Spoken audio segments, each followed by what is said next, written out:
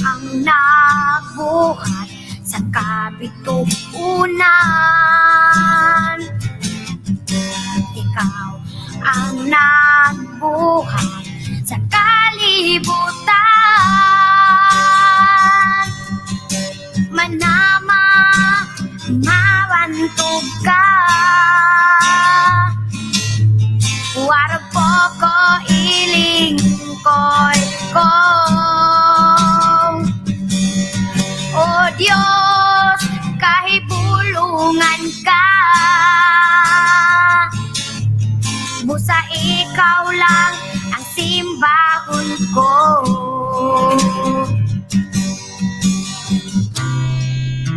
أعوذ بالله من الشيطان الرجيم بسم الله الرحمن الرحيم فقال ربكم ادعوني أستجب لكم آمين يا رب العالمين الحمد لله رب العالمين الرحمن الرحيم مالك يوم الدين إياك نعبد وإياك نستعين اهدنا الصراط المستقيم صراط الذين أنعمت عليهم غير المغضوب عليهم ولا الضالين آمين اللهم اجمع شمل المسلمين والكريستيان والرومان في مدينة دباو وسلم دائما مجتمعنا هذا بالسلم والأمن والتقدم في بلدنا هذا آمين يا رب العالمين ربنا لا تزغ قلوبنا بعد إذ هديتنا وهب لنا من لدنك رحمة إنك أنت الوهاب ربنا إنك أنت الوهاب ربنا آتنا في الدنيا حسنة وفي الآخرة حسنة وقنا عذاب النار وصلى الله على خير خلقه سيدنا محمد وعلى آله وصحبه وسلم سبحان ربك رب العزة عما يصفون وسلام على المرسلين والحمد لله رب العالمين آمين يا رب العالمين.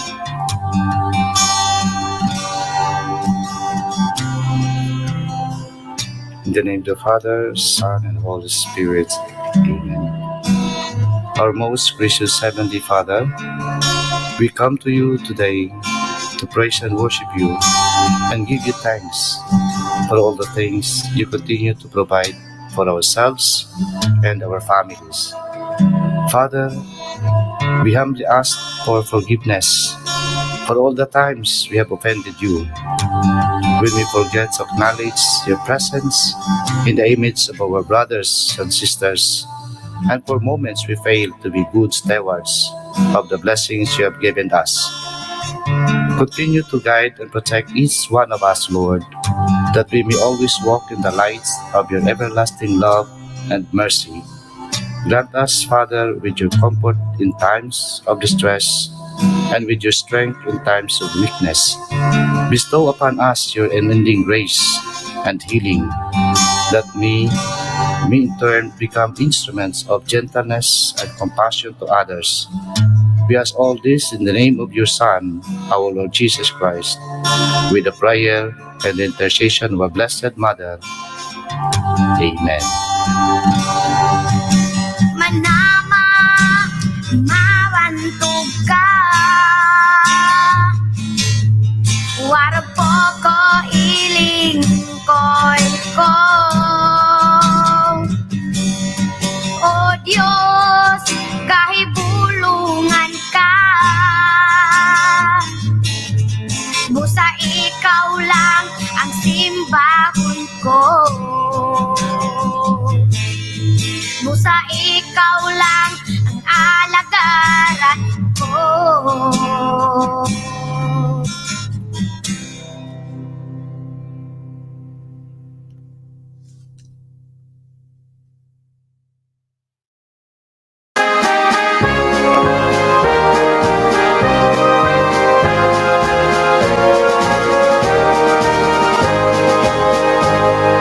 DepEd Region 3, ang ningning ng tagumpay mo'y di magmamaliw. DepEd Region 3, ang laurel ng kagalingan ay sulong mo. DepEd Region 3, ika'y maog at sanligan ng karunungan. Ika'y patnubay sa mitatala sa pag-ani ng tagumpay. Parangalan natin, ipagpunyi natin ang DepEd Region 3. DepEd Region 3. Ang ningning ng tagumpay mo'y di magmamaliw. DepEd Region 3, ang laurel ng kagalingan ay sulong mo. DepEd Region 3, ika'y maog at sandigan ng karunungan. Ika'y patnubay sa mitatang sa pag-ani ng tagumpay. Parangalan natin, ipagpuli natin ang DepEd Region 3. Parangalan natin, ipagpuli natin ang DepEd Region 3.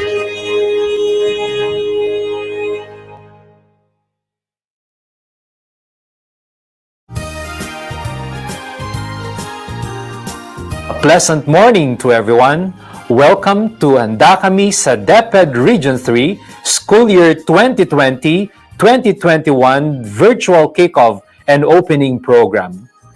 While DepEd prepares for the opening of school year 2020-2021, it is also noteworthy to mention that DepEd takes premium on the protection of all its learners, teachers, and employees. The continuity of education is a clear testament of fulfilling its mandate of providing relevant and liberating basic education. And of course, stakeholders' involvement contributes to school and community success. And we would like to acknowledge the officials of the 20 schools division offices. SDO Aurora, SDS Catalina Paez, with OIC ASDS Danilo Jacoba, SDO Bataan, with SDS Romeo Alip, and OIC ASDS William Roderick Falurin, SDO Bulacan, concurrent OIC SDS Nicolas Capulong, with ASDS Rowena Kiambao and ASDS Cecilia Valderrama, SDO Nueva Ecija, with SDS Jesse Ferrer, with OIC ASDS Ronilo Hilario, ASDS Mina Gracia Acosta, SDO Pampanga with SDS Zenia Mostales, ASDS Melissa Sanchez, OIC ASDS Shirley Zapagan, SDO Tarlac Province with SDS Ronaldo Pozon, ASDS Salina Vega, and ASDS Armando Capili, SDO Zambales with SDS Leonardo Zapanta, and OIC ASDS Michelle Mejica, SDO Angeles City with OIC SDS Maria Irelin Tamayo, OIC ASDS Fernandina Chenko, SDO Balanga City with OIC SDS Ronnie Malyari, and ASDS Roland Fronda, SDO Cabanatuan City with SDS Teresa Mababa, ASDS Enrique Angeles, SDO Gapan City with SDS Alberto Saludes, OIC ASDS Josie Paliok, SDO Mabalacat City with SDS Edgar Domingo, OIC ASDS Leandro Canlas, SDO Malolos City with SDS Norma Esteban, ASDS Leonardo Canlas, SDO Maykawayan City with OIC SDS Carolina Violeta, OIC ASDS Jerry Cruz, SDO Olongapo City with SDS Leilani Cunanan, OIC ASDS Maylin Manuel, SDO City of San Fernando, OIC SDS Imelda Macaspac with OIC ASDS Rosalyn Muli, SDO San Jose City with OIC SDS Joanna Gervasio, with ASDS Raul Marin, SDO San Jose del Monte with OIC SDS Merlina Cruz, ASDS Erickson Sabacan, SDO Sign City of Muñoz with OIC SDS Dante Parungaw, ASDS Zurex Bakay, SDO Tarlac City with OIC SDS Maria Carmen Cuenco, OIC ASDS Lourdes Cruz. To formally welcome us today's program, let us listen to the opening remarks of our Officer in Charge, Office of the Assistant Regional Director, Rhoda T. Razon. To our honorable guest of honor, Secretary Leonor Magtolis Briones, our Regional Director, Sir Nicolas Capulong, our 20 Schools Division Superintendents and Assistant Schools Division Superintendents, our Regional Functional Division Chiefs, Unit Heads and Regional Office Personnel, our dear teachers, school heads and non-teaching staff, our partner agencies, ably represented by their regional directors, our stakeholders and supporters of education from the local government units in Central Luzon and in other government organizations, and most importantly, our dear students, parents, and guardians. A happy first Monday of the school year 2020-2021. Welcome to Handa Kami sa DepEd Region 3 School Year 2020-2021 Kick-Off Program and Media Conference. Indeed, this first day of classes is a historic one as we push through with the opening of the new year amidst the pandemic that we are now experiencing. While there have been many doubts and fears from various sectors in education, the Department of Education, led by our hardworking Secretary, Madam Leonor Briones, did not falter in its goal to respond to the challenge of ensuring that education continues despite the threats of COVID-19. Armed with unwavering commitment, the entire DepEd family pushed hard and overcame all the obstacles of adapting to the new normal in education. For this, I would like to commend our teachers and non-teaching personnel, school heads, and all DepEd officials from central, regional, and schools division offices for all the preparations to make our school opening all set and become smooth sailing. In the same manner, I would also like to sincerely thank our stakeholders for their continued support, as we highly believe that we at DepEd cannot do it alone. Lastly, I would like to commend our parents and learners for making the right choice of enrolling for this school year and making sure that our students will not be left idle as they stay safely inside their homes. It is our fervent wish that with all the hard work that everyone has put into making the opening of classes possible amidst the pandemic, our learners will harvest all the necessary and the most essential learning competencies with the help and guidance of their parents and teachers under this new normal mode of teaching and learning. Let us all work together to ensure that this battle for education will be fought well and that we will reap the victory for the sake of our young learners. Welcome to school year 2020-2021. Thank you very much and a pleasant morning to all. Thank you very much, Ma'am ARD. Let us now watch this intermission number performed by the students of Rizal Elementary School in Guagua, Pampanga, as they sing an original song composed by Carol Ocampo titled Tiyak May Mararating.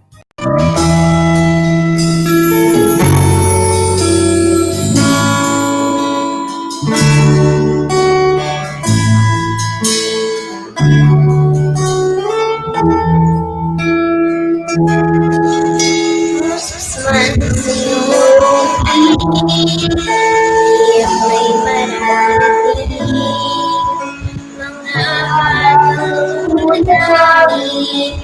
mga katulad namin, abutin naming kamay, kailangan ng gabay. Upang kami sabay-sabay, naangat sa buhay. Kusayang edukasyon, sa miniliting pangarap, darating ang panahon, kami ahon sa hirap, langang ating bayan, bukas maaasahan, pagkat walang ulan ng tiyak may marami.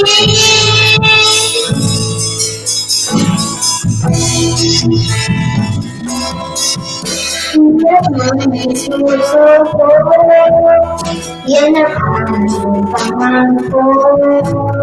Sumunod sa bago, sa hangad ng hangin ko.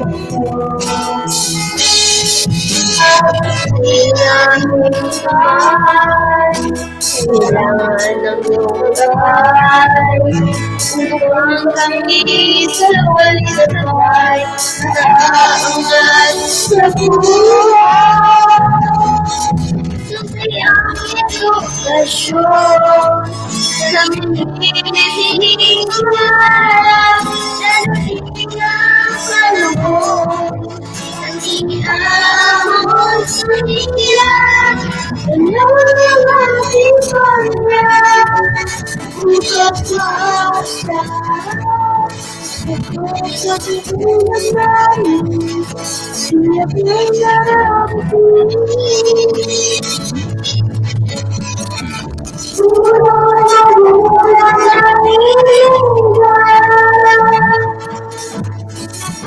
Bawat isa aming kailangan sa pagkakas sa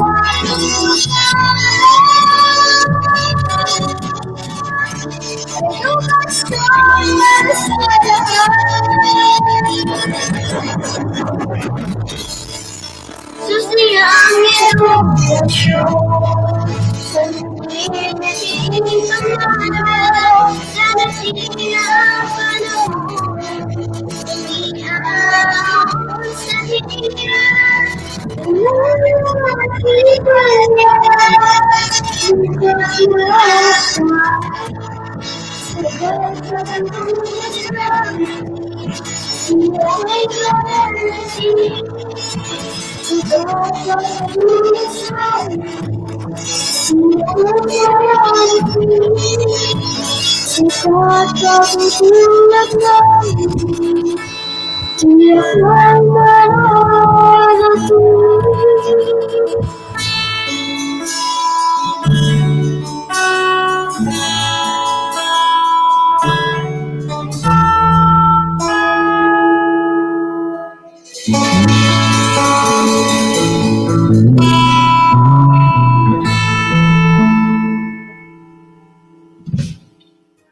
Thank you so much for that wonderful song. Let us now be inspired with the messages of support from our partners and stakeholders in education. First, we have the Regional Director of the Department of Health, Dr. Cesar Casion. On behalf of the Department of Health, Central Luzon Center for Health Development, I am honored to welcome all learners in Central Luzon as we conduct this virtual kick-off ceremony and opening program for school year 2020-2021. Education is not the concern of DepEd alone. It is the responsibility of our communities.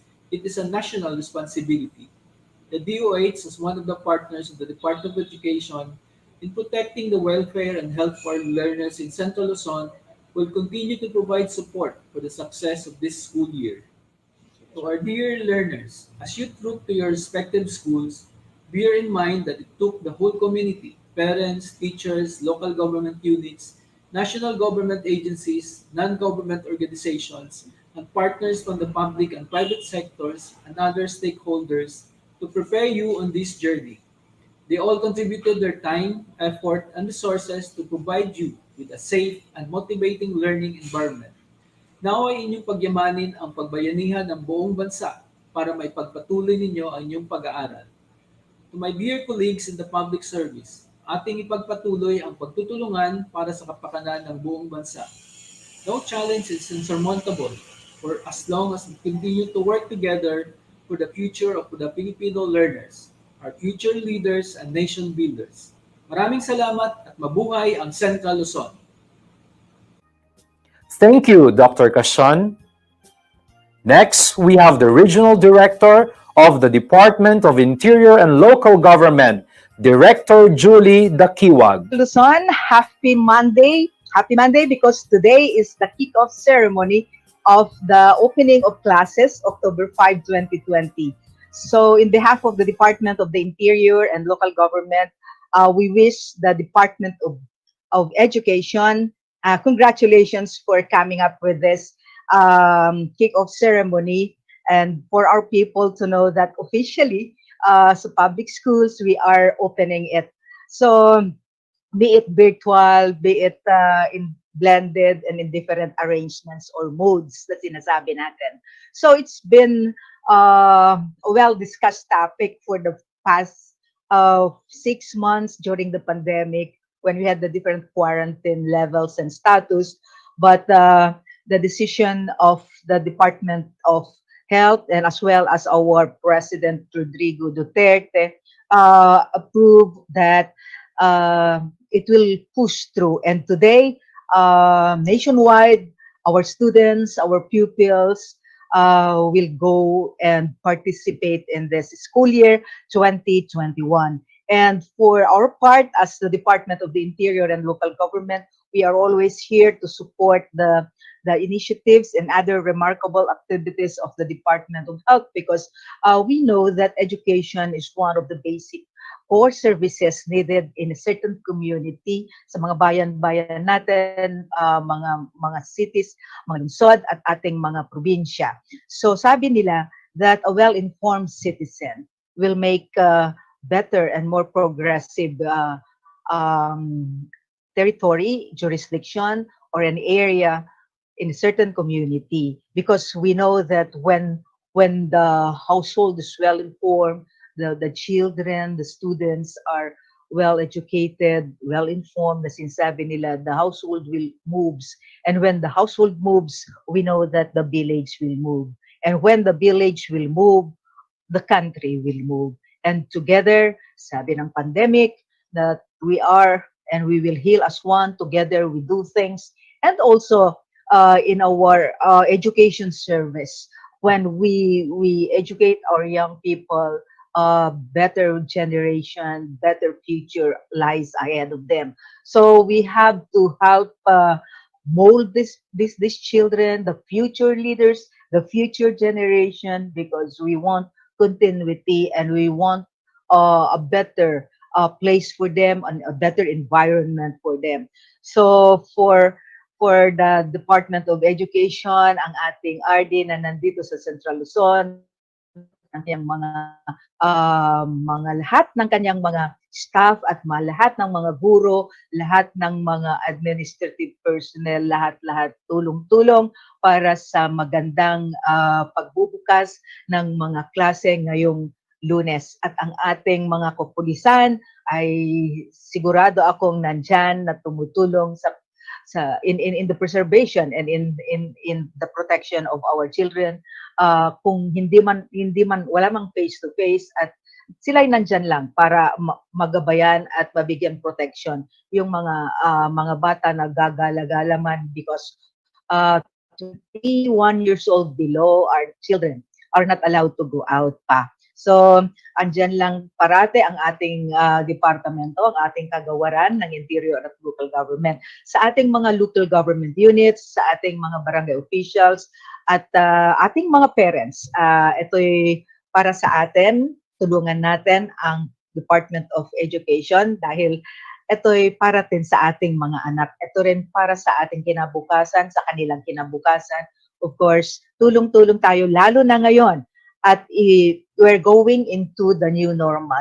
Naiiba yung pamamaraan ng pagbubukas ng klase ngayon, pero unti-unti natin mapag-aralan na kailangan natin gawin ito because we want also that education will not be left behind as well as the economy. As at the same time, we are protecting our people from this coronavirus. Okay, so from the Department of the Interior and Local Government, andito lang kami, kasama nyo, kasangga nyo, at kami nagagalak at ito'y matutuloy na rin, October 5, 2020. So sa ating mga kababayan sa Central Luzon, magandang umaga sa inyong lahat. Sana'y matanggap natin at mapag-aralan yung mga mga pagbabago na hindi natin ginagawa dati sa pagpapatupad ng education services sa atin. Mahirap man, alam natin na marami ang mga hindi umaayon, may mga umaayon, may mga maraming suggestion, pero let's give it a chance. Kung may mga suggestion na mas mabuti, may strategy later that we will be encountering, then talagang it's still a challenge to all of us. Kasi lahat ay pagbago, lahat ay new normal na sinasabi natin. But don't forget that while we are having modular arrangements and other work from home, school from home, kailangan natin i-maintain pa rin ang ating mga minimum health protocols and standards. That is the wearing of masks, physical distancing, and face shield, i-sanitize ang ating mga kamay lalo na sa bahay ngayon. So yung BIDA solution na sinasabi natin, yung BIDA na sinasabi ng ating pamahalaan, gawin natin yung BIDA solution sa ating pagganap ng ating mga tungkol sa health sa education sector. So from the Department of the Interior and Local Government, congratulations DepEd, and congratulations to our parents, congratulations to our local officials and everybody na tumutulong sa atin lahat para mabigyan natin ng magandang buhay, ng magandang hinaharap ang ating mga anak. Good day everyone. Magandang umaga. Thank you, R.D. Dakiwag. We now listen to the message of the Regional Director of the Department of Information and Communications Technology, Regional Director Reynaldo C. In behalf of the Department of Information and Communication Technology, we would like to commend the efforts made by our friends from the Department of Education for making the opening of this school year a success. The COVID-19 has put everything in totally different perspective, especially in the educational system. What used to be a standard practice of students going to school, students interacting with their fellow students, and a student discussing topics with their teachers face-to-face will now be totally changed. Direct interaction and direct learning in the schools will be temporarily prohibited and suspended. It will be a total paradigm shift from the previous system that our Department of Education had known and been practicing for centuries. It is commendable for DepEd in adapting to this new environment. We know the hardship of this new environment will have the educational system, but we are confident that the Department of Education, with their leadership, will pull through this pandemic with flying colors. To our fellow workers in DepEd, congratulations in making this opening of school year a success. Mabuhay. Thank you, RDC. It is our privilege as we listen to the message of the President of the Central Luzon Governors League, the Governor of Tarlac Province, Honorable Susan Yap. Isang mainit na pagbati ng magandang araw sa lahat po ng mga namumuno ng DepEd Region 3, gayon din po sa lahat ng ating minamahal na mga guro, mga magulang at kabataang mag-aaral. Sa ating pong kasalukuyang kinahaharap na krisis dulot ng COVID-19, ay lubos nating naramdaman at nakita ang malawakang epekto nito sa bawat sektor ng ating ekonomiya at maging sa araw-araw nating pamumuhay. Isa po ang sektor ng edukasyon na nararapat nating ipagpatuloy at bigyan ng kaukulang pansin. Ito po ay isa sa mga mahalagang aspeto ng aking panunungkulan na labis kong binibigyan ng pagpapahalaga, sapagkat ito po ay nagsisilbing susi sa pagmulat ng kamalayan at paglinang ng sangkatauhan. Ang edukasyon po ay magbibigay daan sa mga maraming positibong oportunidad sa papaangat ng kabuhayan at kaunlaran ng buong lipunan. Sa muling pagbubukas ng klase sa ating mga pampublikong paaralan, ay kinakailangang pag-ibayuhin natin ang ating pagbabalangkas at pagtutulungan. Ang pagharap natin sa new normal kasabay ng ating pagyakap sa neo-akademya pamakabagong uri ng pagtuturo at pag-aaral sa pamamagitan ng modular at online approaches ay responsibilidad nating lahat. Nagkaisang DepEd at ang bawat lokal ng pamahalaan ng itaguyod ang pagbibigay ng karampatang kaalaman sa ating mga mag-aaral, katambal ang pagbuo ng mga plano sa pagsasagawa at pagsasaayos ng blended learning. Sa punto pong ito ay nararapat ang tamang ugnayan ng ating mga guro at ang bawat magulang upang hindi na mailunsad at may sa katuparan ang kabuang adhikain ng blended learning sa ating mga kabataang mag-aaral. Makakaasa po kayo na patuloy ang pagsusumikap ng buong pamahalaang panlalawigan ng Tarlac upang maibigay at maipabot ang nararapat na serbisyo. Kabilang po dito ang patuloy nating pagpapaalala at pagsasagawa ng mga aksyon upang mapanatili at maproteksyonan ang kalusugan ng lahat sa pag-iwas sa COVID-19. Ang tanging hangarin ko po, katuwang ang buong sangguniang panlalawigan, ay magpaglingkuran kayo sa abot ng aming makakaya upang masiguro ang inyong kapakanan at kabutihan kasabay ng pagsasakatuparan ng ating minimiting pangmatagalang yugto ng kaunlaran. Sa patuloy po nating pagsasabuhay sa tunay na diwa ng bayanihan at pagdadamayan katambal ng ating pananampalataya sa Diyos, ay tuluyan nating malalampasan at maipapanalo ang ating laban sa COVID-19. Sulong, angat, kabataang Tarlakenyo, mabuhay at kapig-bisig sa pag-asenso. We also have the regional representative of the League of Cities of the Philippines, the Mayor of Science City of Muñoz, Nueva Ecija, Honorable Nestor Alvarez.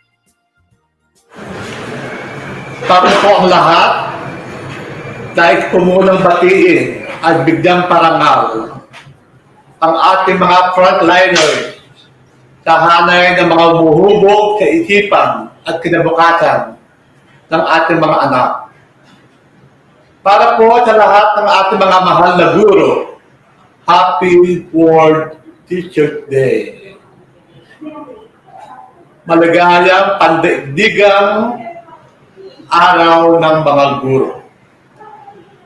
Sa ating pong Regional Director, Dr. Nicolas Capulong, sa ating pong Assistant Regional Director, Dr. Roger Razor, na dati pong Division Superintendent ng Science City of Muñoz, sa ating kasalukuyan, Division Superintendent, na lagi kong katuwang dito sa ating lungsod, Dr. Dante Parumaw.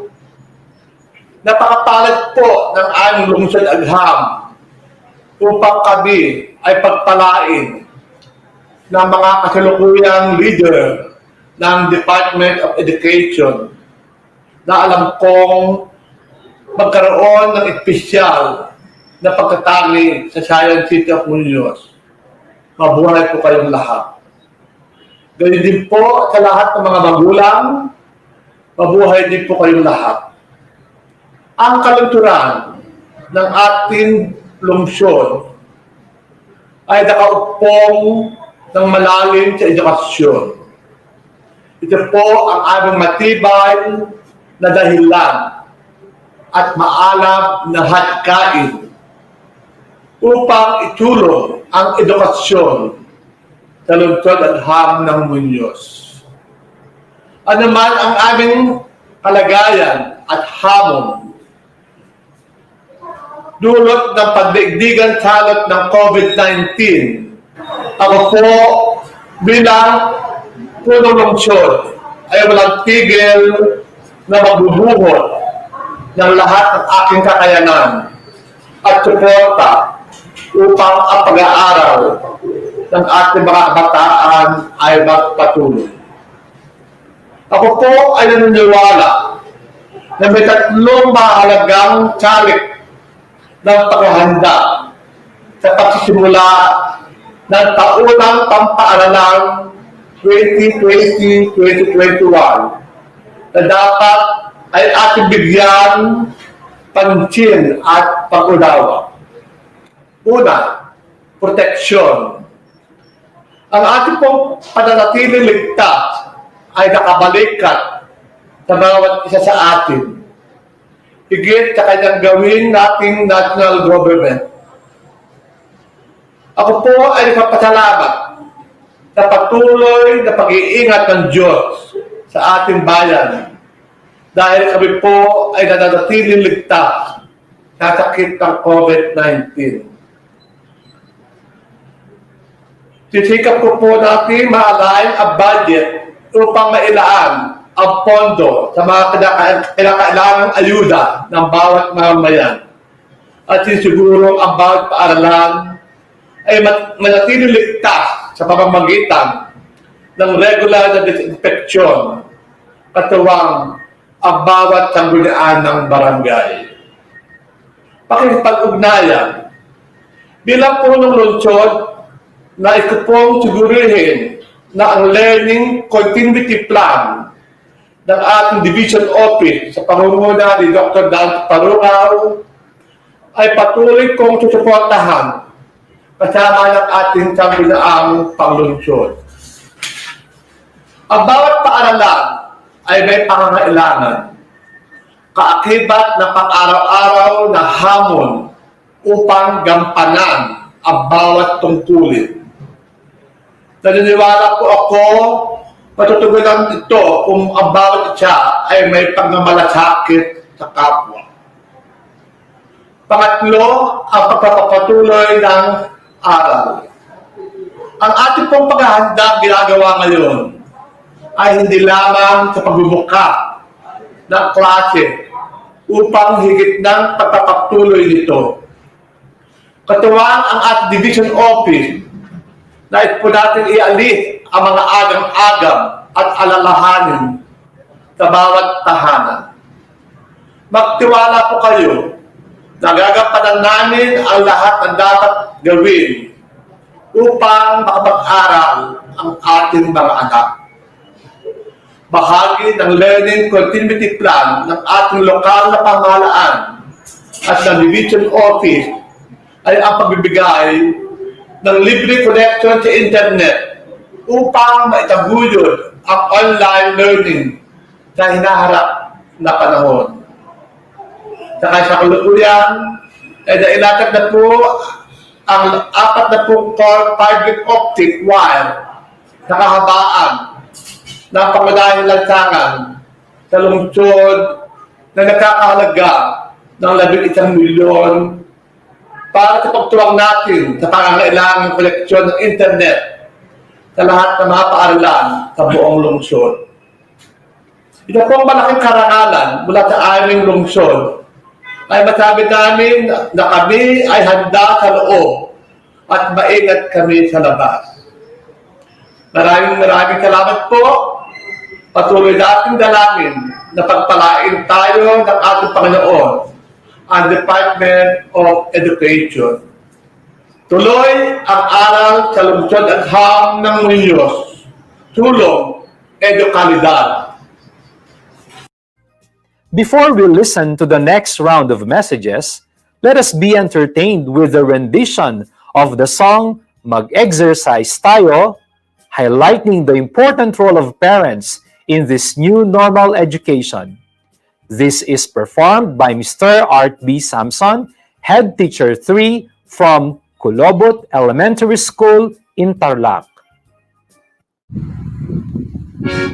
Mga magulang, alam kong na-enroll na ang inyong mga anak. Kayo naman po ay pakitulungan pa po sila para sa kanilang pag-aaral. Tulungan pa ang anak mga magulang, ito'y kailangan, sila'y suportahan. Mahalaga ang papel na inyong gagampanan sa edukasyon ng ating kabataan. Tulungan pa ang anak mga magulang, ito'y kailangan, sila'y suportahan. Mahalaga ang papel na inyong gagampanan sa edukasyon ng ating kabataan. Kahit may pandemya, ituloy pa rin natin magkamit ng pangarap ng inyong mga chikiting dahil wala namang face to face. Kaya sigurado na safe na safe. Tuloy ang responsibilidad, isulong edukalidad, handang-handa ang isip, handa para bukas sa ating mga anak na mahal. Pag-ibig hindi mapapagal, ihanda ang mga gagamitin, modules, libro at iba pang babasahin. Signal ng TV, internet at ng radyo, okay lang kahit kulang. Si teacher sa saklolo, tulungan pa ang anak mga magulang. Ito'y kailangan, sila'y suportahan. Mahalaga ang papel ninyong gagampanan sa edukasyon ng ating kabataan. Huwag kayong mag-alala dahil may bayanihan. Tutulungan kayo ng mga kaduruan sa inyong mga katanungan. Tunay kayong pagsisilbihan.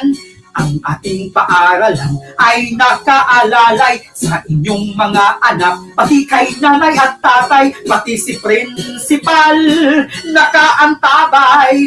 Lahat tayo'y magtatagumpay. On behalf of the stakeholders, let us now listen to the messages of the Chapter Manager of Philippine Red Cross Aurora, Ms. Elabel Cambao.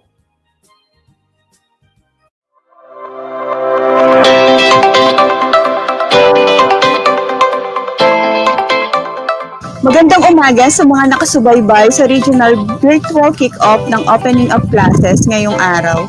Nais ko munang batiin ang ating mga kaguruan ng maligayang pagbati sa pagdiriwang ng buwan ng mga guro. Nais kong ipahayag ang 100% suporta ng Philippine Red Cross Aurora Chapter sa pagbubukas ng taong panuruan 2020-2021. Sapagkat ako'y naniniwala na sa kabila ng nararanasan nating pandemiko ngayon, ay dapat pa rin masiguro ng lalawigan ng Aurora na ang ating mga kabataan ay patuloy na makakapag-aral sa anumang distance learning delivery modalities na napili ng mga mag-aaral at magulang. At siyang pinaghandaan ng mga paaralan sa SDO Aurora.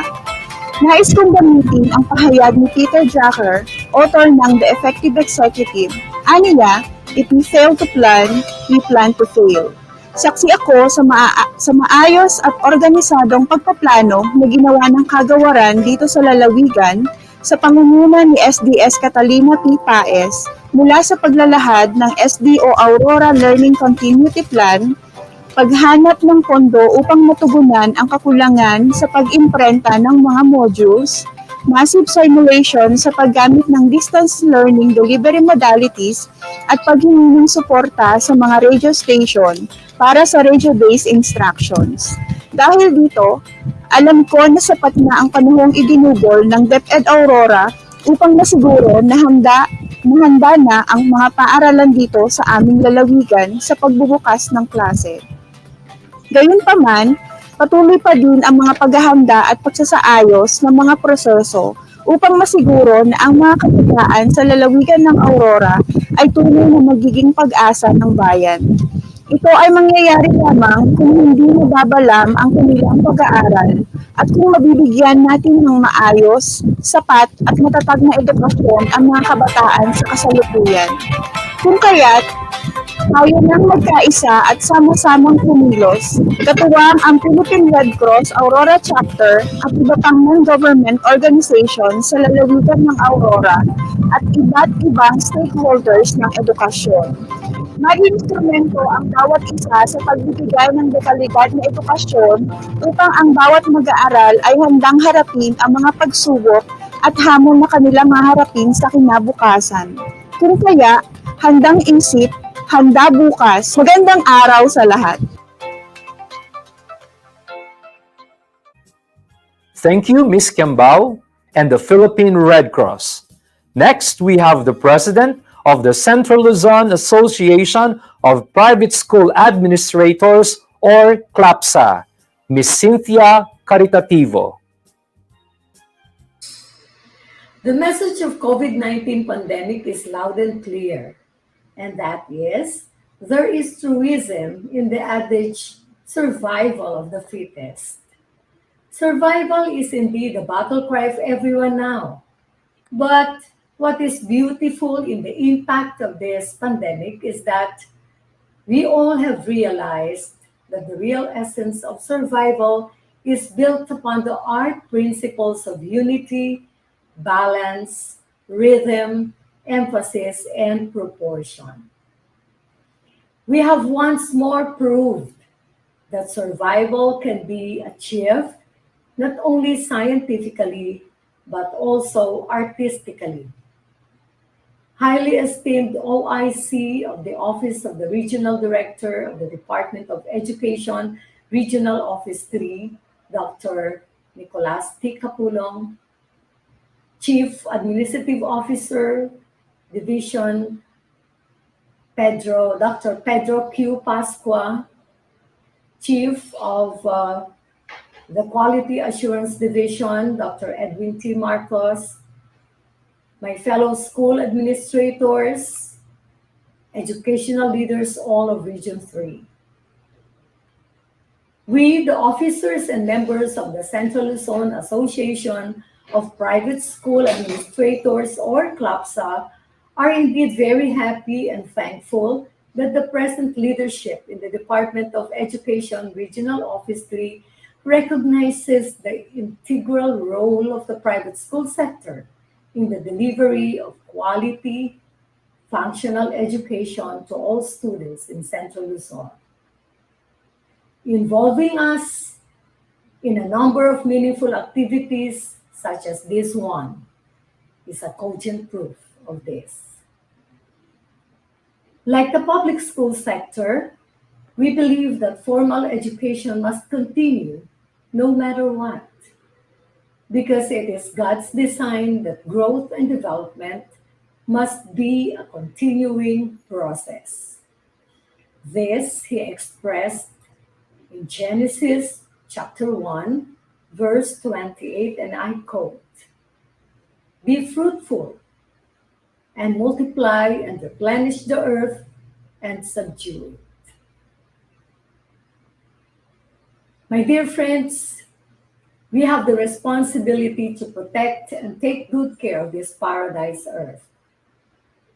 And because we are teachers whose nobility is being celebrated worldwide, it is incumbent upon us to work for the welfare of our learners, who are an important element in this paradise masterpiece that showcases God's artistic and creative propensity.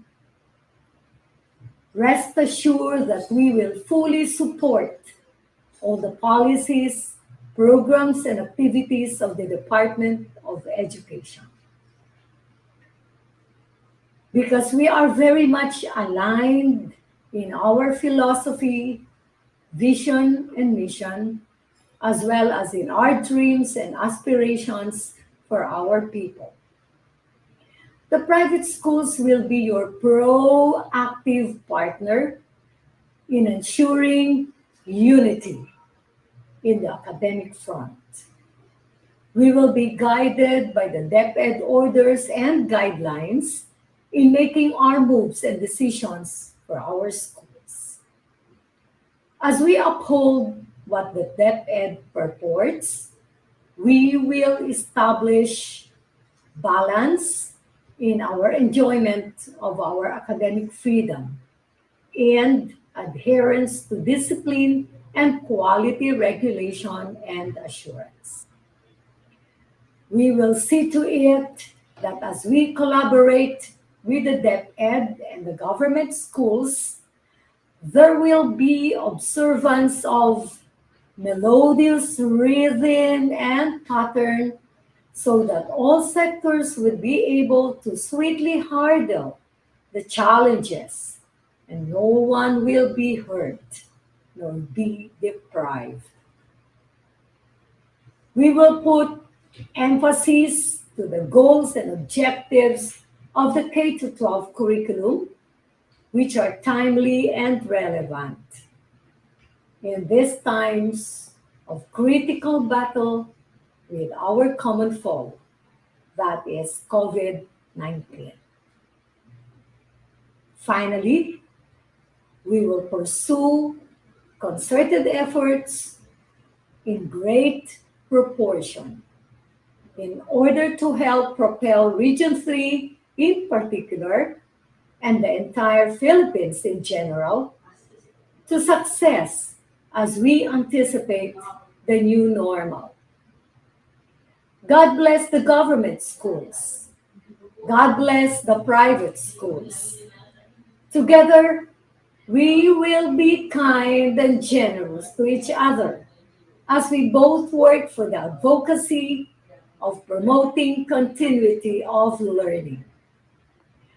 We salute all the teachers. We salute all the leaders of the Department of Education. We are one with you in artistically crafting the future of our learners. Great day, everyone. Let us now listen to the message of support from the President of the Central Luzon Association of Schools Division Superintendents, SDS Edgar Domingo. Good morning to everyone. As we open a new school year on a later date, we were given a longer time to fill in the remaining gaps while adopting the policy of blended learnings. All 20 divisions of Region 3 have committed to work together in pursuing a shared vision. One by one, we have signified and expressed our readiness as seen in the Handang Isip, Handa Bukas program.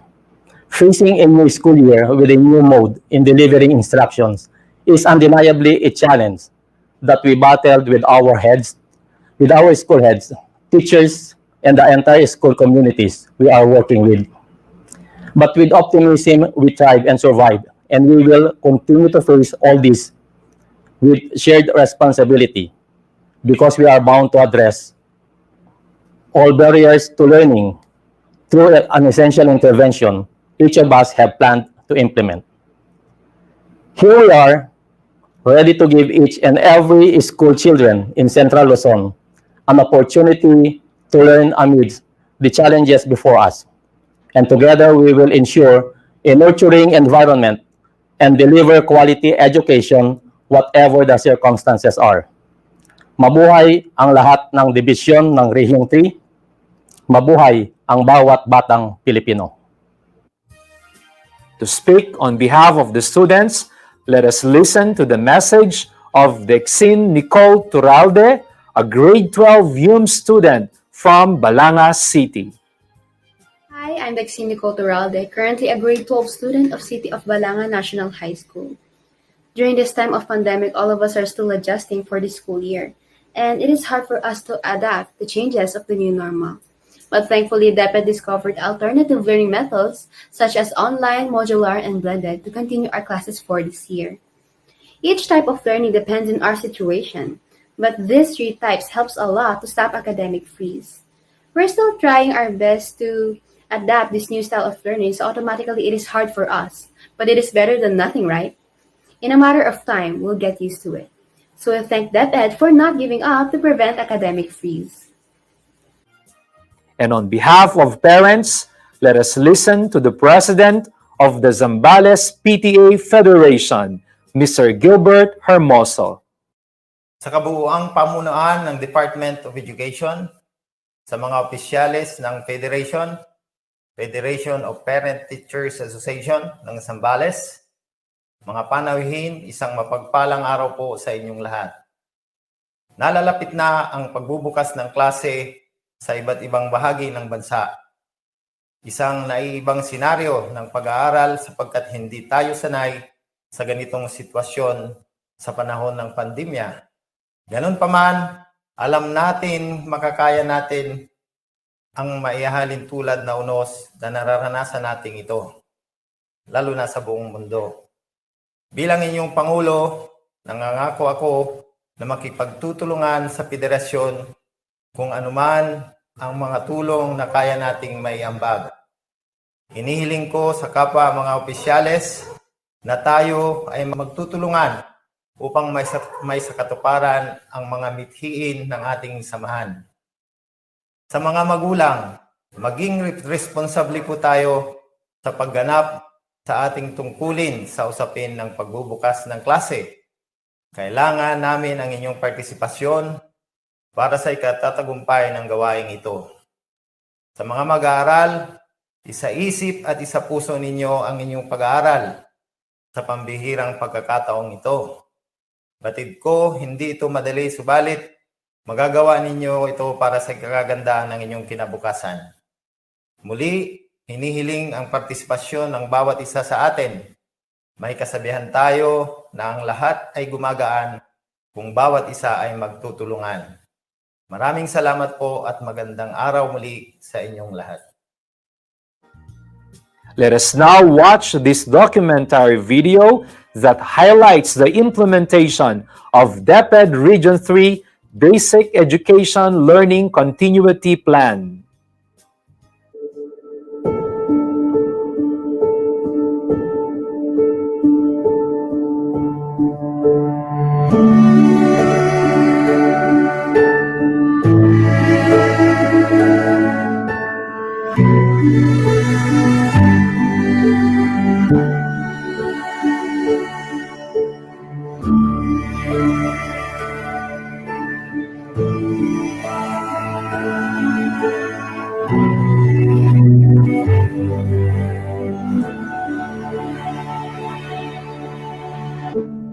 Namiss ko na po ang mag-aral.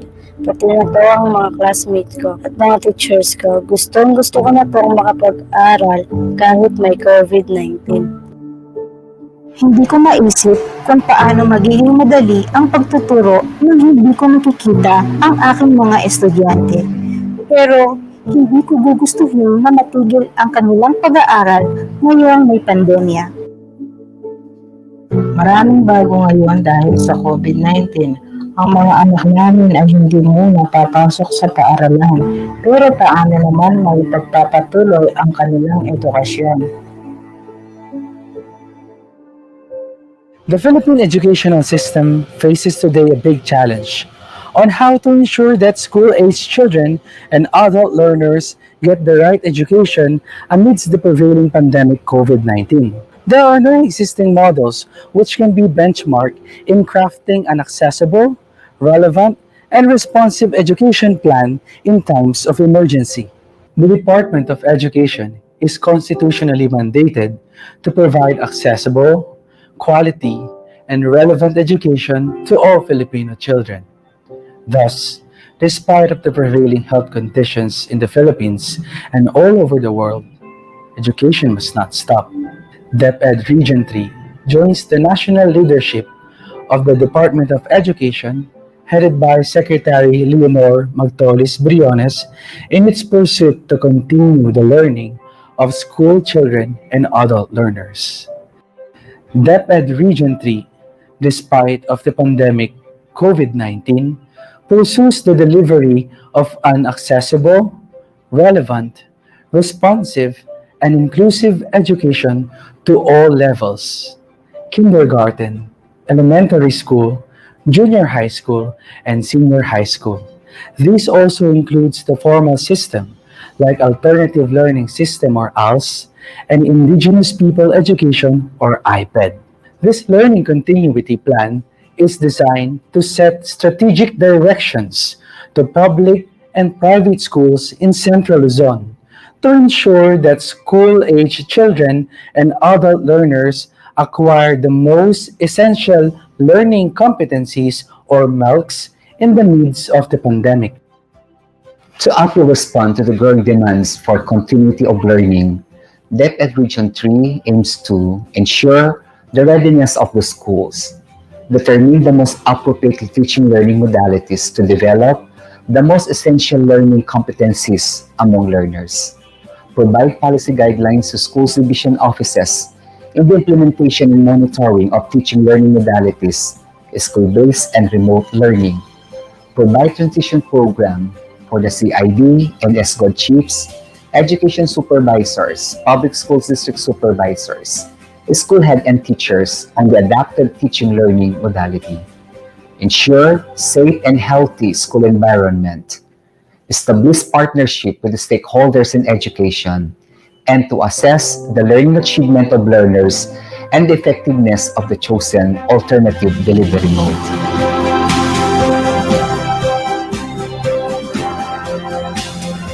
As to assessment of school readiness, during the conduct of the remote enrollment, Mexico Elementary School administered the LESF, or the Learners Enrollment Survey Form.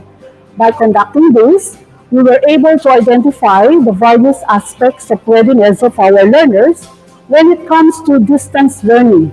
At the same time, we conducted various preparations for the new normal education. We also assessed our teacher skills in conducting distance learning modalities such as modular and also PD-based learning as other supplemental mode of education.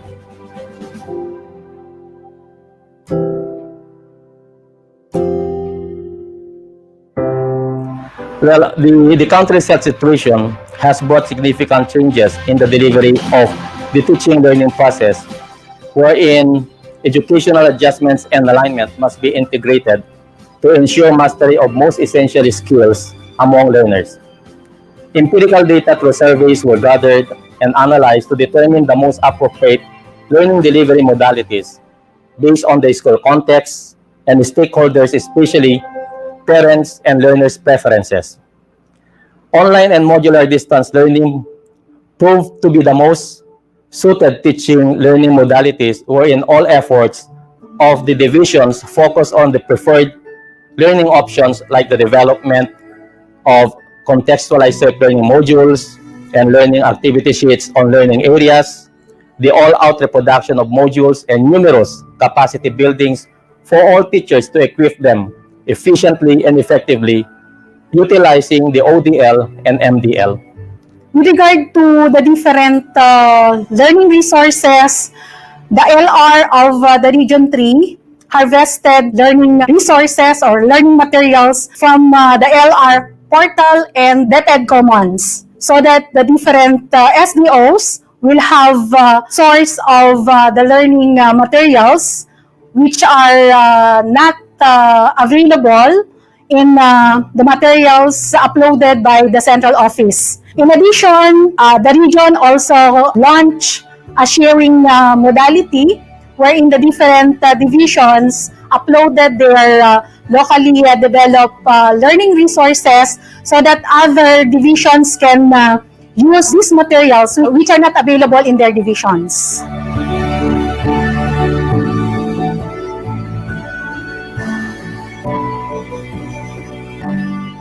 In the crafting of our BELCP, the region has conducted a survey from among our 20 schools division to look into the details of this basic learning continuity plan. To realize these goals, we had pursued the following strategies. First, goal number 1 is to provide policy guidelines to schools division offices in the implementation and monitoring of alternative delivery modalities.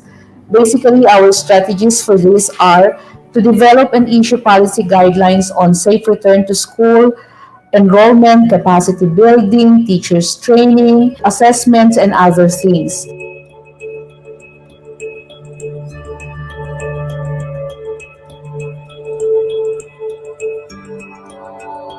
The Human Resource Development Division, in collaboration with the National Educators Guild of the Philippines Region 3, is currently conducting its role as a provider of the capacity building activities for school leaders and teachers. They have conducted actually several webinars to ensure that our teachers are provided appropriate and adequate know-how how to deliver the learning to our learners. The first course focused on the provision of technical assistance and coaching involving our supervisors and school heads to ensure that our school leaders and supervisors will be able to provide the technical assistance that they need. For the Learning Delivery Modalities Course 2, this actually involved our instructional coaches composed of the school heads, the supervisors, the senior teachers, and department heads. We are also training at this moment more or less 83,966 teachers in the whole region. That, of course, includes our public school teachers in the 20 schools divisions. We want to make sure that our learning will be quality, that is not only focused on the preparation of the modules for our learners, but also equated by the preparation of our school heads and supervisors to provide the necessary instructional provision of technical assistance and coaching to our teachers. As a teacher, I am proud to say that I am now more equipped and confident to face my learners. Through the programs, trainings, and learning action cells that our division and school have provided, I could say that we are now ready to welcome school year 2020-2021 with smile on our faces.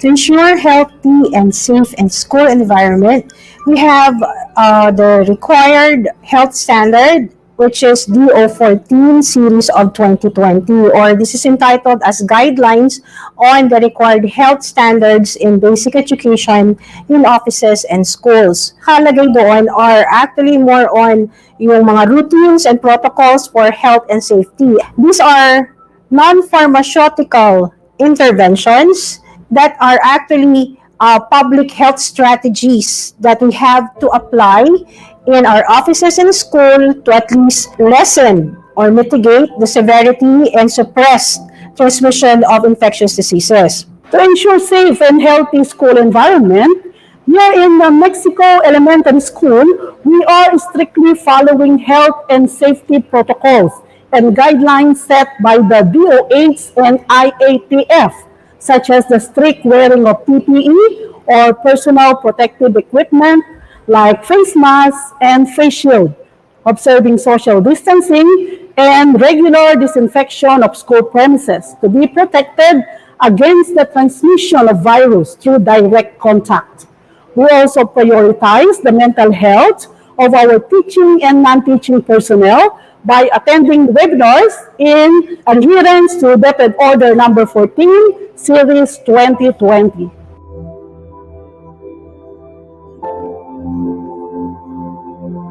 Partnerships and linkages with stakeholders has been a culture in all the divisions of Region 3, for it recognizes and appreciates the immeasurable contributions of our internal and external stakeholders. The current health situation has brought significant changes in the Philippine educational system, but its stakeholders' involvement and support play a vital role. More than ever, once more, local government unit, private sectors, school alumni, non-government units, parents, and others had consistently assisted public schools by purchasing of risograph printing machines, donating disinfectant supplies, giving of school learning kit, to name a few. To strengthen partnership with stakeholders in these times of crisis, as Filipino educators, we observe what we call the bayanihan spirit in the opening of classes. We are so thankful that the LGUs here in Mexico, our local and barangay officials, exerted so much effort to help in the conduct of the remote enrollment, especially in the distribution and retrieval of modules. As we adapt to new normal of education, they are indeed our partners to ensure that education continues despite COVID-19 pandemic.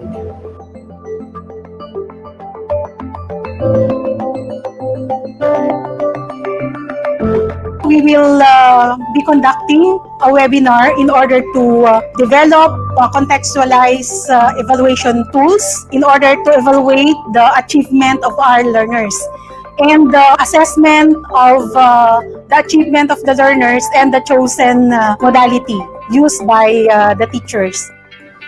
Education is a basic human right. It is embodied in our national and international law. That's why, despite the pandemic, we have to ensure that education will continue.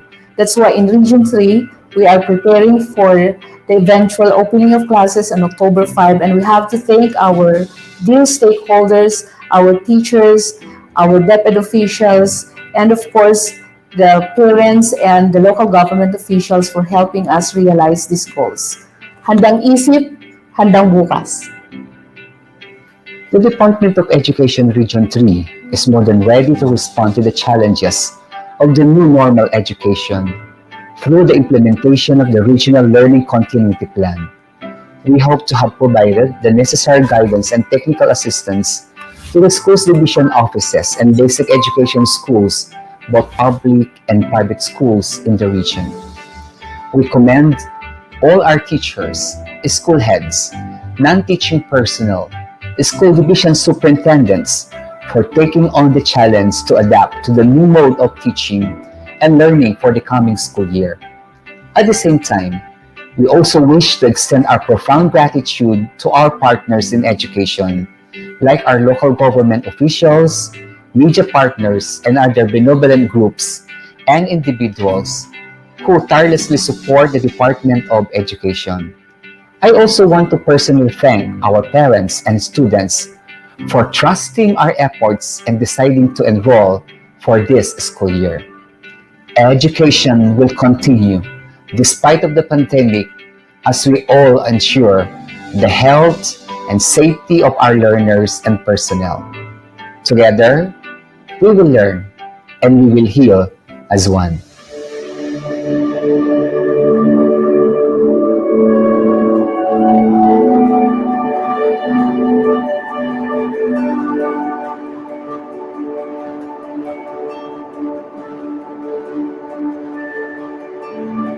Salamat po aking magulang sa paggabay sa aking pag-aaral. Salamat po aking guro sa walang sawang pagpapagod upang makarating sa amin ang mga kakailanganin sa pag-aaral. Salamat po, DepEd, dahil maipagpapatuloy namin ang aming edukasyon kahit may COVID-19. For his message and introduction of our guest of honor, let us now listen to our officer in charge, Office of the Regional Director, Nicolas T. Capulong. Pleasant morning to one and all. Before I take the utmost honor of introducing our guest of honor, let me first extend my profound gratitude to all our guests from the Department of Health, Department of Interior Local Government, Department of Information Communications Technology, our Governor Susan Yap, Mayor Nestor Alvarez, Mayor Edgardo Flores, the Central Luzon Association of Private School Administrators, and the Central Luzon Association of Schools Division Superintendents. This school year 2020-21 kickoff program is a testament that the spirit of Bayanihan is very alive, especially now that we are in the midst of COVID-19 pandemic. As we've always said and believe, it takes a village to educate a child. This threat, which has continuously affected our lives and work, is still an invisible enemy that we have not yet defeated. Yet, this obstacle did not hamper us in fulfilling our mission to provide quality education to our learners in Central Luzon. It was not definitely an easy task to shift from traditional mode of teaching to new normal in education. As we have mentioned when we crafted our regional learning continuity plan, there was no existing model or benchmark that we could use to respond to this situation. Through our BELCP, we sought to address all the different aspects to ensure the readiness of our schools, our teachers, our learners, and their parents, while we also ensure their health and safety against COVID-19. As we usher this new school year under this new normal in education, I wish to extend my foremost gratitude and appreciation to our DepEd Execom officials for leading the way as we work to the fullest to take on the challenge to ensure that education will not stop. In the same manner, let me also commend our dear schools division superintendents and their assistant schools division superintendents for braving the waters and being the soldiers in the battlefield. Most of all, let me recognize the hard work and commitment of all teachers to adapt to the various learning modalities that we shall implement in our schools. Thank you, my dear teachers. My words of thanks may never be enough to also signify the valuable work of the endless support and assistance of our partners in education, which include our LGU and community officials, and other generous organizations and individuals. Thank you also to our parents of the 2.7 million learners who have trusted our efforts and chose to enroll their children this school year. We are privileged to hear the keynote message of our guest of honor, who, despite all the doubts and misgivings, is the ultimate advocate for the continuance of education for our learners amidst this pandemic. Her timeless wisdom, strategic leadership, and ultimately, her undying passion for education have been the substantial factors in steering the Department of Education in the midst of these trying times. For her keynote message, it is my honor to introduce my dear friends, our guest of honor for this program, none other than our beloved Honorable Secretary, Leonor Magtoles Briones.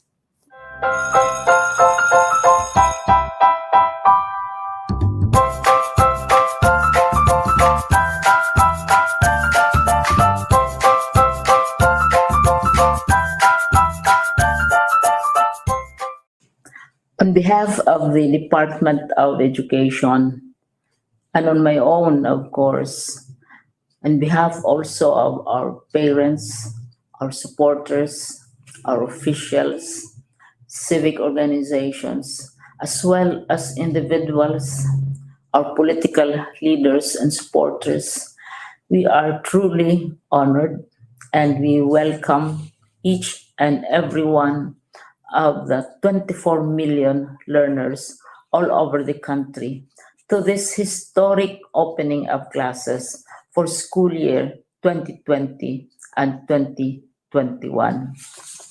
For the past few months, our world has been filled with uncertainties as we face this unforeseen and hidden enemy. But each day brings new knowledge.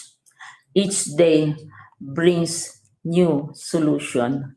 But at the same time, each day brings new challenges as well, new problems and new complications.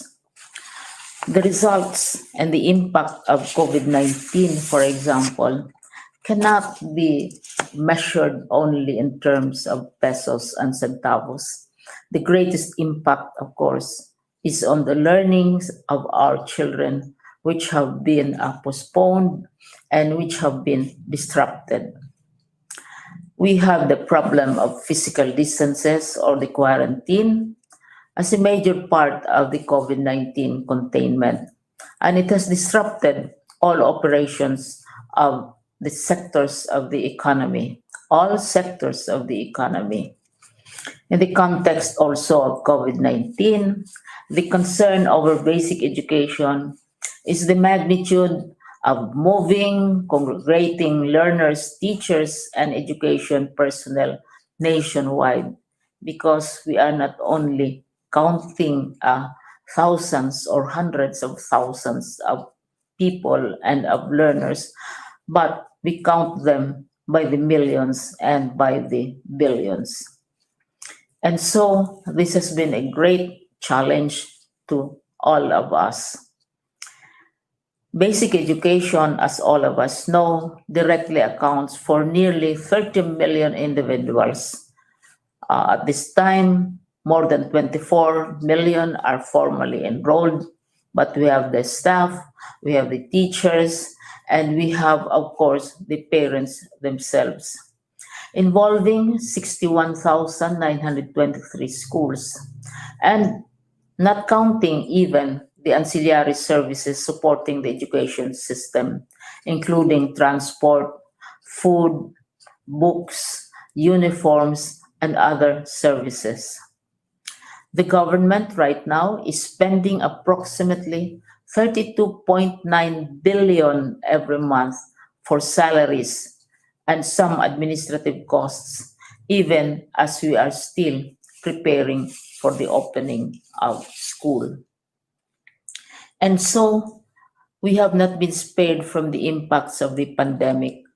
Aside from the disruptive effect of pandemic on our educational system, we also need to consider the impact on the economy as well.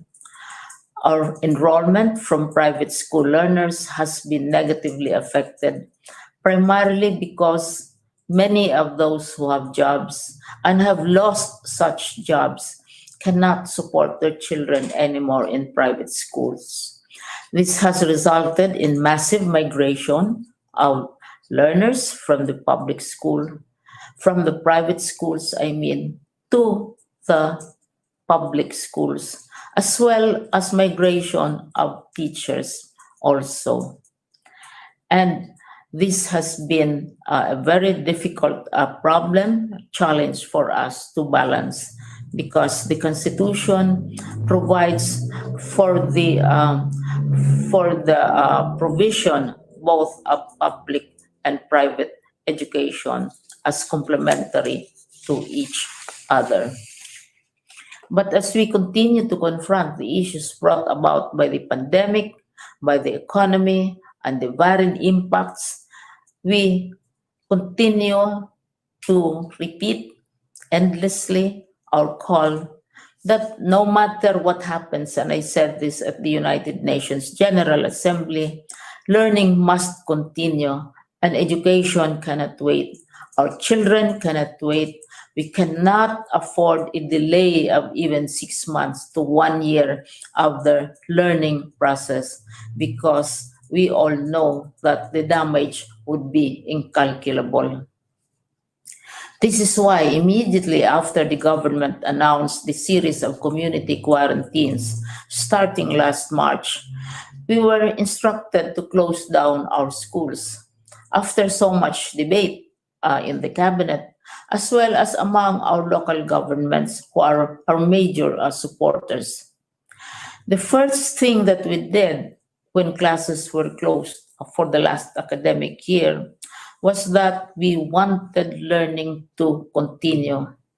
And we are determined to continue the learning process, pandemic or no pandemic, disruption of the economy or no disruption at all.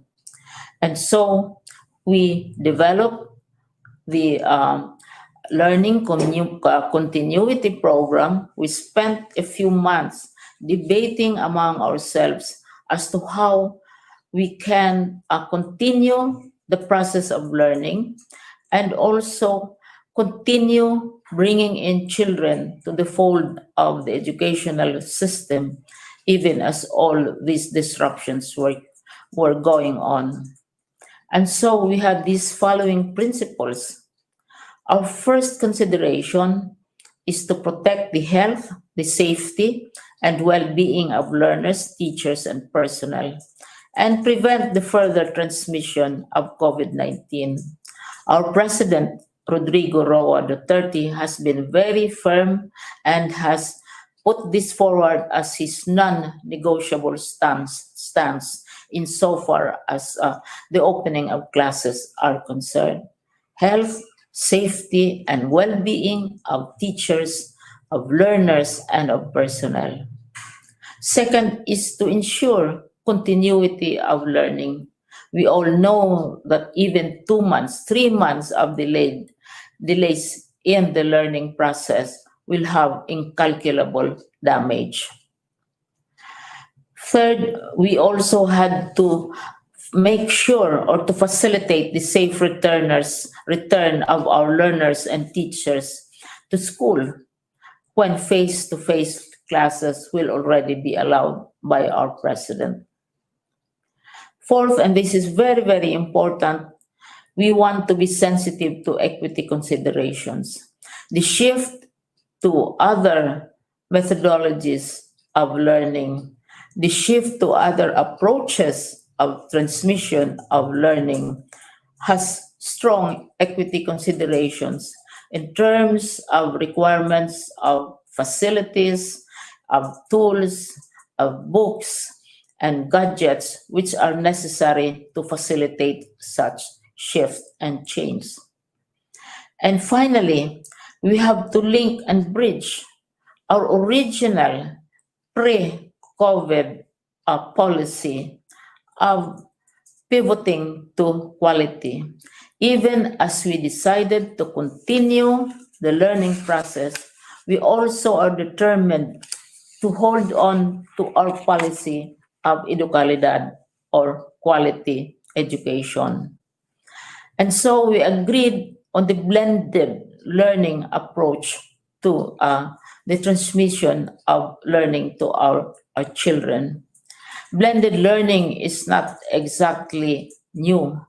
It's not a new invention.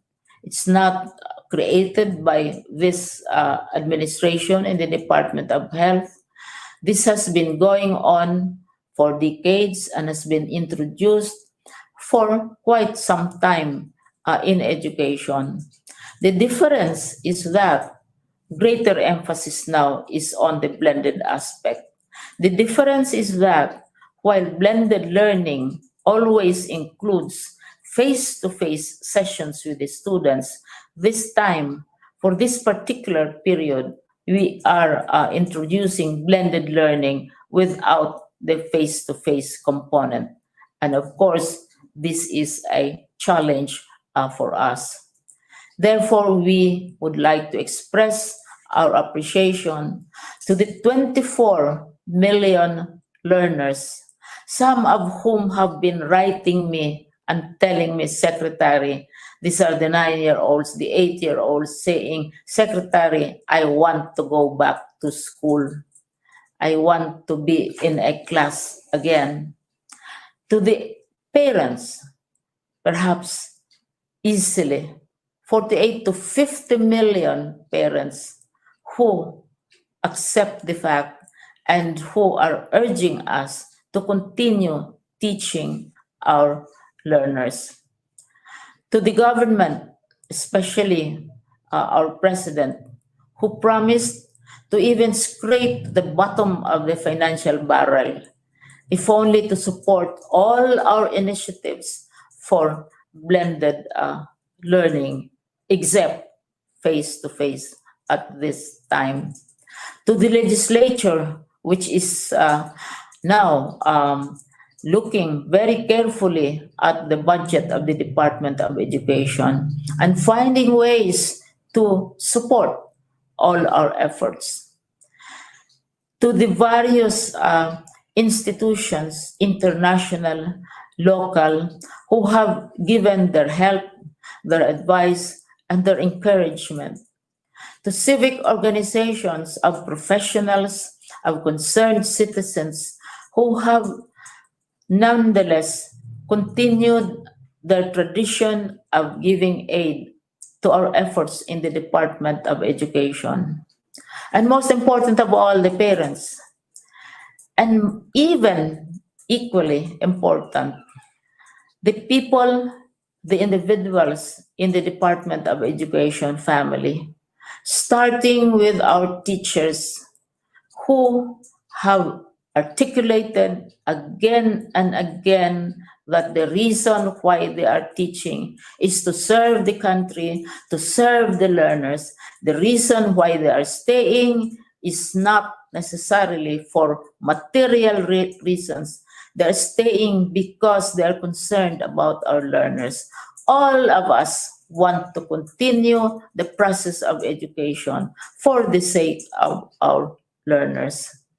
And we thank not only, in addition to our teachers, to our staff, we also thank our officials in the Department of Education, who for the past 6 months have been working 24 hours a day, 7 days a week, lacking in sleep, continually meeting, continually exchanging experiences, trying out new approaches, coming out with also many strategies, because right now there is no one size which fits all. The approach of the schools differ one from the other. And I thank all of them for coming together, for bearing with all the challenges, because our children need to be supported.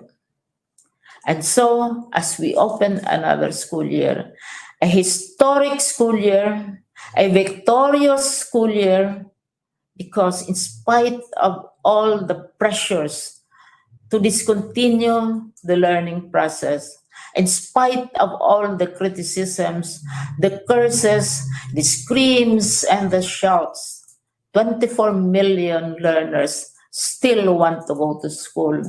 50 million parents still want their children to go to school.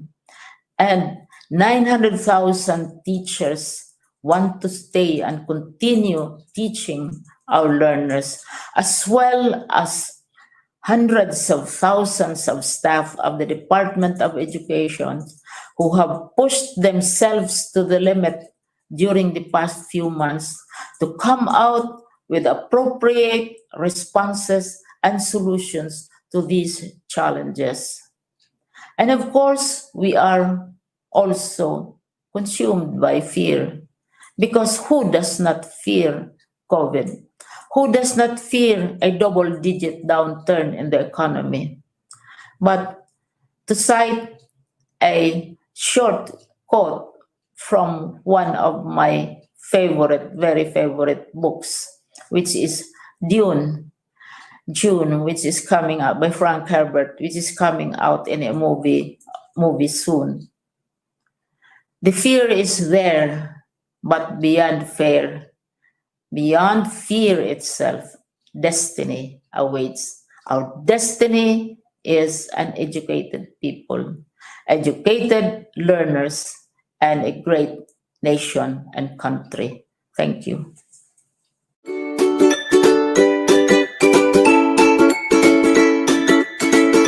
That formally concludes our school year 2020-2021 kickoff program here in Central Luzon.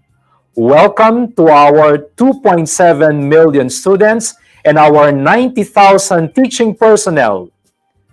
Let us now watch these music videos, which are original song compositions of Mr. J. Gopez of SDO City of San Fernando and the Bataan National High School Teachers Choir.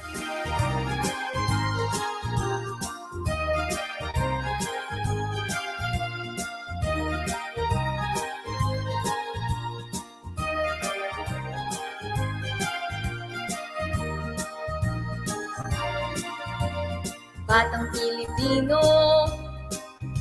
masipag bibong-bibo, may tiyaga sa pag-aaral, tunay na maasahan mo.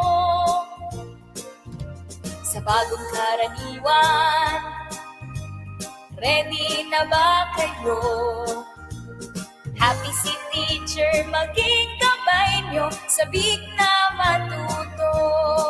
Kay husay, kay galing, sa paggawa ng handang aralin, si nanay, tatay, ate at kuya, laging nakagabay.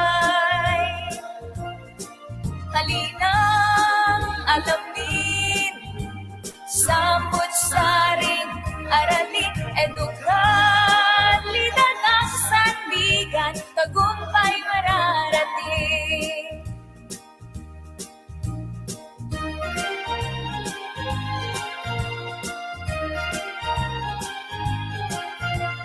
Tuloy lang ang buhay, tuloy ang karanasan. Gintong aral sa bawat araw, sa puso mo'y bigyang tuwang. Kabataang Pilipino, pag-asa ka ng bayan mo. Sa iyong galing, itatawid natin pangarap-abot mo. Kay husay, kay galing, sa paggawa ng takdang aralin, si nanay, tatay, ate at kuya, laging nakagabay.